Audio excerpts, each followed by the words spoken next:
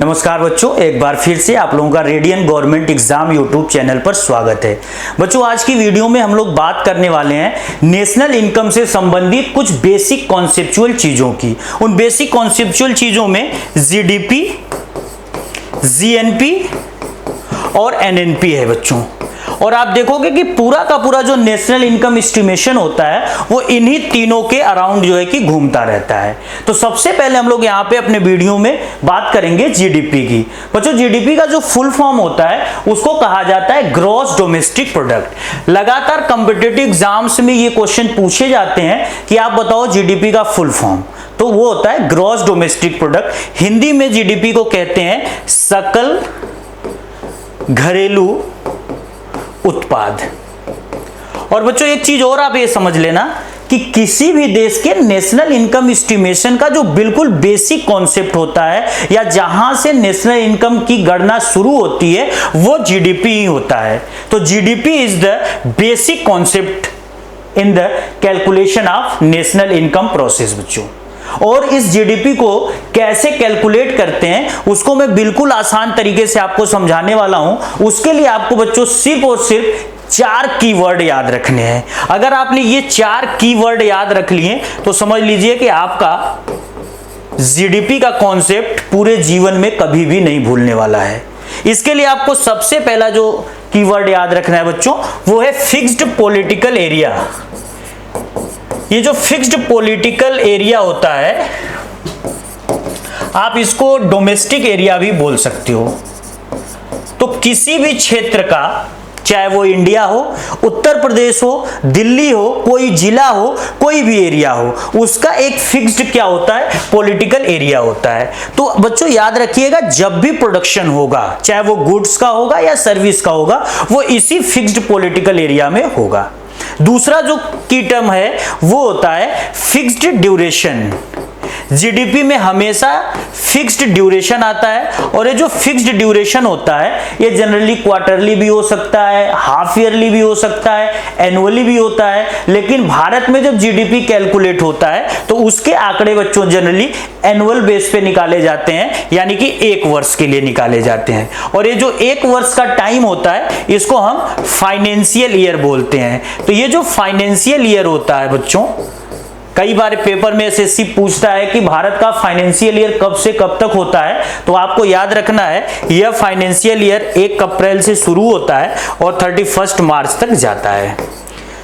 तो किसी भी फिक्स्ड एरिया में एक फिक्स ड्यूरेशन यानी कि 1 फाइनेंशियल ईयर में ये जो तीसरा की टर्म है वो आ गया फाइनल गुड्स एंड सर्विसेज।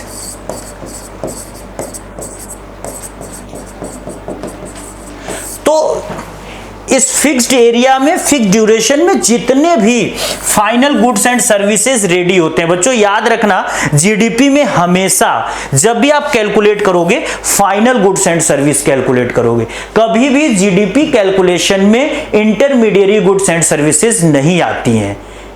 जो रेडी टू कंज्यूम होते हैं, जिनको बिल्कुल उपभोग के लिए रेडी कर दिया जाता है, चाहे वो गुड्स हो या सर्विस हो, उसी को हम फाइनल गुड्स बोलते हैं। तो वो जीडीपी कैलकुलेशन में आता है। तो अब अगर यहां इसके बेसिस पे अगर हम डिफिनेशन बच्चों बनाएं तो कह सकते हैं कि किसी भी देश के फिक्स्ड पॉलिटिकल बाउंड्री में एक फिक्स ड्यूरेशन यानी कि 1 वर्ष में जितने भी फाइनल गुड्स एंड सर्विसेज तैयार हो रहे हैं उनका जो प्राइसेज है, चाहे वो रियल प्राइस हो या फिर नॉमिनल प्राइस हो, उसी का जो समेशन होता है, उसका जो योग होता है, उसी को हम देश की जीडीपी बोलते हैं बच्चों। तो जीडीपी किसी भी देश की इस तरीके से निकाली जाती है। एक चीज आप यहां पे याद रखिएगा, जब हम फिक्स्ड पॉलिटिकल बाउंड्री की बात कर रहे हैं, जैसे मान लीजिए कि हम यहां पे इंडिया की बात कर रहे हैं, इस इंडिया के फिक्स्ड पॉलिटिकल बाउंड्री में बच्चों हो सकता है कि बहुत सारे इंडियंस अपनी कंपनी फैक्ट्रीज लगाकर प्रोडक्शन कर रहे हों, और हो सकता है कि कुछ विदेशी भी यहां पर आकर अपनी फैक्ट्री लगाए हों। तो अगर मान लो कि भारत की इस बाउंड्री में कुछ विदेशी लोग भी आकर अपनी फैक्ट्री लगाए हैं और काम कर रहे हैं और कुछ गुड्स एंड सर्विस बना रहे हैं, तो उनका भी जो प्राइसेस होगा वो भी इंडियन जीडीपी में ही कैलकुलेट होगा, क्योंकि ये यहां पर फिक्स्ड बाउंड्री के अंदर प्रोडक्शन हो रहा है। वो प्रोडक्शन चाहे जो भी करे, इसका मैटर यहां पे नहीं है, प्रोडक्शन बस फिक्स्ड बाउंड्री के अंदर होना चाहिए। बच्चों यहां पे एक चीज और समझते हैं, जो एसएससी बहुत बार अपनी परीक्षाओं में पूछती है, जीडीपी डिफ्लेटर। तो अभी मैंने बोला कि जो जीडीपी हम कैलकुलेट करते हैं, ये जो जीडीपी कैलकुलेट होता है वो दो टाइप के प्राइसेस पे कैलकुलेट हो सकता है, या तो ये नॉमिनल प्राइस पे कैलकुलेट हो सकता है, या फिर ये जीडीपी रियल प्राइस पे कैलकुलेट हो सकता है। नॉमिनल प्राइस को बच्चों मौद्रिक कीमत बोलते हैं और रियल प्राइस को वास्तविक कीमत बोलते हैं। तो अगर जीडीपी नॉमिनल प्राइस पे कैलकुलेट होगा तो वो क्या हो जाएगा, वो नॉमिनल जीडीपी हो जाएगा, और अगर वो रियल प्राइसेस पे कैलकुलेट हो रहा है तो उसको हम क्या बोल देंगे, वास्तविक जीडीपी यानी कि रियल जीडीपी। और इन्हीं दोनों का जो रेशियो होता है बच्चों, याद रखिएगा, जो जीडीपी डिफ्लेटर होता है, it is the ratio of nominal GDP and real GDP. और ये बहुत ही इंपॉर्टेंट कॉन्सेप्ट होता है नेशनल इनकम एस्टिमेशन का। कई सारे एंट्रेंस परीक्षाएं, वैसे कॉम्पिटिटिव एग्जाम्स आपसे ये पूछते रहते हैं कि जीडीपी डिफ्लेटर से आप क्या समझते हो। बच्चों यहां पर एक चीज मैं आपको और बता दूं कि नॉमिनल प्राइस और रियल प्राइस का जो बेसिक डिफरेंस होता है वो इन्फ्लेशन होता है। जैसे मान लीजिए कि आप 2022 में हो और किसी वस्तु की कीमत या गुड्स की कीमत 100 रुपए है, तो ये उसकी रियल प्राइस है। अब आ जाते हैं 2024 में। अब अगर 2024 में 10% पर एनम के हिसाब से इन्फ्लेशन बढ़ रहा है तो 2 सालों में इसकी कीमत हो जाएगी 120 रुपए। तो ये हो गया उस गुड्स की कौन सी प्राइस, नॉमिनल प्राइस। तो इस रियल और नॉमिनल का जो रेशियो होगा वही जीडीपी डिफ्लेटर होगा। कई बार एसएससी आपसे पूछेगी, डीएसएसबी आपसे पूछेगी कि नॉमिनल और रियल जो डेटा होते हैं, चाहे वो प्राइस के टर्म में हो, जीडीपी के टर्म में हो, किसी भी टर्म में हो, इकोनॉमिक्स में उनका बेसिक डिफरेंस क्या होता है, तो नॉमिनल और रियल का जो बेसिक डिफरेंस होता है बच्चों, वो इन्फ्लेशन होता है। अन्य वर्ड में हम इसको कह सकते हैं कि when real prices is adjusted with inflation then it is called nominal prices. तो रियल प्राइसेस में अगर आप इन्फ्लेशन को एडजस्ट कर दोगे तो उसको हम क्या बोल देंगे, नॉमिनल प्राइस बोल देंगे बच्चों। चलिए इसके बाद हम लोग यहां पे बात करने वाले हैं जीएनपी की। जीडीपी के बाद बात होगी जीएनपी की, और जीएनपी का मतलब होता है ग्रॉस नेशनल प्रोडक्ट। बच्चों सिंपल सा मैथ आप जानते हो, अगर यहां पे मैं आपको बताऊं, जैसे ये जीडीपी था और ये जीएनपी है, इन दोनों में बेसिक डिफरेंस क्या है, ग्रॉस ग्रॉस सेम सेम है, मान लो काट देते हैं, प्रोडक्ट प्रोडक्ट सेम सेम है, कट गया। इन दोनों में जो बेसिक डिफरेंस है वो डोमेस्टिक और नेशनल वर्ल्ड का है। तो यहां पे आप एक चीज याद रखिएगा कि अगर भारत के फिक्स्ड बाउंड्री के अंदर प्रोडक्शन हो रहा है, इस फिक्स्ड बाउंड्री के अंदर प्रोडक्शन हो रहा है, वो चाहे कोई भी व्यक्ति करे तो वो डोमेस्टिक आंकड़े होंगे। और अगर इस भारत के लोगों के द्वारा प्रोडक्शन हो, वो इस बाउंड्री के बाहर हो, अंदर हो, कहीं भी हो, तो वो जो आंकड़े आएंगे वो नेशनल के आंकड़े आएंगे। तो जाहिर सी बात है कि बहुत सारे इंडियंस यहां पे काम कर रहे हैं, तो उनका तो पैसा यहां पे ऐड हो जाएगा। कुछ इंडियंस बाहर कमा रहे हैं और वो बाहर से अपने यहाँ इंडिया में भेज रहे हैं, जो एनआरआई लोग हैं, उसका भी पैसा यहाँ पे ऐड हो जाएगा। तो सपोज करो कि अगर मैं जीडीपी में उन भारत के लोगों का पैसा ऐड कर दूं जो विदेश से यहां पर भेज रहे हैं, तो कुछ तो मुझे यहां पे माइनस करना होगा। माइनस मुझे ये करना होगा कि इस भारत में जो विदेशी लोग पैसा कमाकर अपने देश में भेज रहे हैं, ये लोग यहां से क्या कर रहे हैं, पैसे अपने यहां भेज रहे हैं। तो इसको मैं अगर यहां से माइनस कर दूंगा तो ये जो कॉन्सेप्ट निकल कर आएगा, इसी को कहते हैं जीएनपी। देखो वहां पे लिखा भी है कि basic difference between GDP and GNP is net factor income from abroad. बच्चों जो net factor income from abroad है, एनएफआईए, एसएससी कई बार पूछती है, डायरेक्ट आपसे पूछेगी कि what is the basic difference between GNP and GDP. तो आपको माइंड में सिर्फ ये याद रखना है कि डोमेस्टिक और नेशनल का अंतर है। डोमेस्टिक और नेशनल में जब भी अंतर आएगा वो NFIA का आएगा, और NFIA का मतलब होता है net factor income from abroad, यानी कि ये वाला टर्म, विदेशों से हमारे पास कितना पैसा आया और हमारे यहां से कितना पैसा विदेशों में गया, इसका जो नेट डिफरेंस होता है that is called net factor income from abroad. और जब इसको हम जीडीपी के साथ एडजस्ट कर देते हैं तो यही जो कॉन्सेप्ट होता है बच्चों, इसको हम क्या बोलते हैं, जीएनपी कहते हैं। यहां पे एक और बहुत इंपॉर्टेंट टर्म है एनएनपी। एनएनपी हमको यहां पे समझना है बच्चों। एनएनपी का मतलब होता है नेट नेशनल प्रोडक्ट।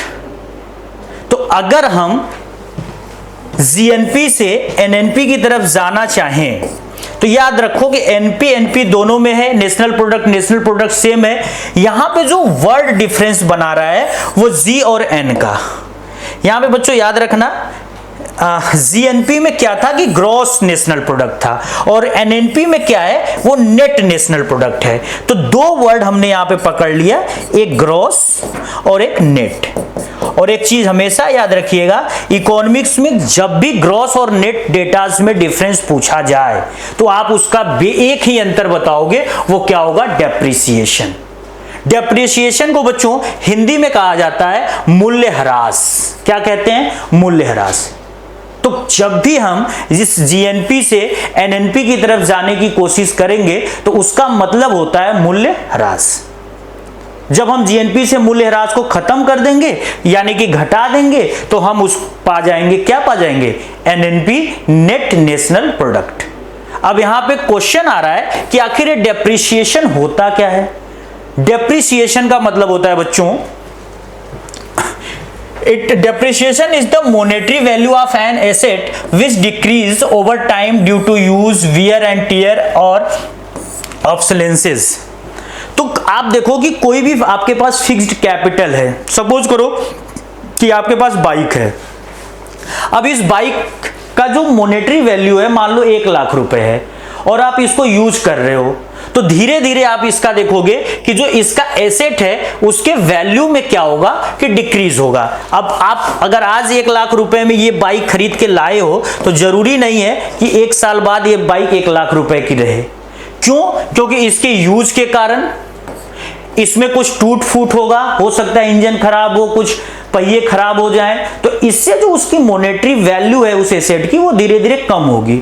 और ये जो कम होती है जब इसी को हम एडजस्ट करते हैं ग्रॉस डेटा के साथ तो वो नेट डेटा निकल कर आता है। आप इसको ऐसे भी समझ सकते हो कि जैसे कोई व्यक्ति कह रहा है कि मैं 1 महीने में 50,000 रुपए कमा रहा हूं, तो ये 50,000 रुपए उसकी ग्रॉस इनकम हुई। लेकिन इस 50,000 को कमाने के लिए हो सकता है वो ट्रांसपोर्टेशन, अपने ड्रेसेस वगैरह पे और भी चीजों पे 10,000 रुपए महीना खर्च कर देता है। तो उस 50,000 में से जब आप 10,000 रुपए माइनस कर दोगे, क्योंकि ऑलरेडी उसने पूरे महीने भर उस 50,000 को कमाने के लिए 10,000 ऑलरेडी उसने खर्च किया, तो वो 50 में से 10 घट जाएगा, 40 आएगा जो कि उसका नेट इनकम होगा। तो इसी तरीके से जब भी किसी मॉनेटरी एसेट की वैल्यू इस तरीके से घटती है तो वो डेप्रिसिएशन कहलाता है। और जब हम इस डेप्रिसिएशन को ग्रॉस डेटा के साथ, चाहे वो जीएनपी हो या कोई भी चीज हो, अगर हम उसके साथ एडजस्ट कर देते हैं तो हमको नेट डेटा लाइक एनएनपी वगैरह प्राप्त हो जाते हैं। तो बच्चों आज की वीडियो में हम लोगों ने अभी सिर्फ बात किया है जीडीपी, जीएनपी और एनएनपी की। अगले वीडियो में हम लोग फिर बात करने वाले हैं कि ये जो डेटाज होते हैं ये 2 टाइप से निकलते हैं। ये कभी फैक्टर कॉस्ट पे आएंगे, कभी मार्केट प्राइस पे आएंगे। तो फैक्टर कॉस्ट और मार्केट प्राइस में क्या डिफरेंसेस हैं, नेशनल इनकम को अकाउंट इंडिया में अकाउंट करने का या एस्टिमेट करने का मेथड्स क्या क्या है, और इंडियन गवर्नमेंट ने रिसेंटली नेशनल इनकम के रिगार्डिंग क्या क्या नए नए चीजों को चेंज किया है, क्या नए नए कॉन्सेप्ट अपनाए, उसकी बात अगले वीडियो में की जाएगी। बच्चों आप लोग हमारे साथ लगातार बने रहिए। आपकी जितने कॉम्पिटिटिव एग्जाम्स हैं उसमें आने वाले इकोनॉमिक्स से रिलेटेड महत्वपूर्ण जो भी सवाल हैं उनकी चर्चा यहाँ पे लगातार की जाएगी। धन्यवाद बच्चों।